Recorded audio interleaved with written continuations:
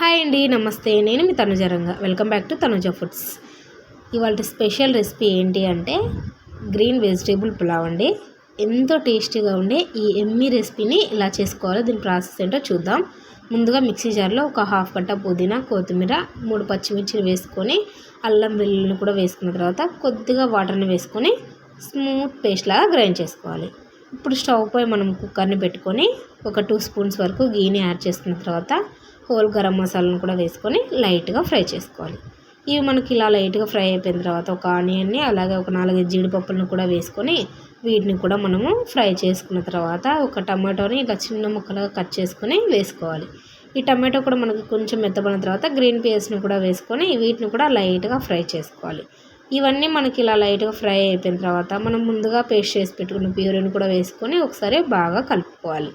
ఇలా కలుపుకున్న తర్వాత ముందుగా వాష్ చేసుకున్న రైస్ని కూడా వేసుకొని ఒకసారి బాగా మిక్స్ చేసుకొని 1 కప్పు వరకు వాటర్ని కూడా వేసుకోవాలి. ఈ రైస్కి మనం తీసుకున్న ఇంగ్రీడియంట్స్ అన్నీ కూడా పట్టే విధంగా కలుపుకోవాలి. ఇప్పుడు మనం హాఫ్ కప్పు రైస్ని తీసుకుంటే 1 కప్పు వరకు వాటర్ని కూడా వేసుకొని రాళ్ళ ఉప్పు అంటే మనకి కల్లుప్పు అంటాం కదా, ఆ ఉప్పుని కూడా వేసుకొని ఒకసారి బాగా మిక్స్ చేసుకొని పైన ఫైనల్గా ఒక 1 స్పూన్ వరకు గీని కూడా వేసుకొని విజిల్ పెట్టుకొని ఉడికించుకోవడమే. మా కుక్కర్కి అయితే ఒక 3 విజిల్స్ సరిపోయండి.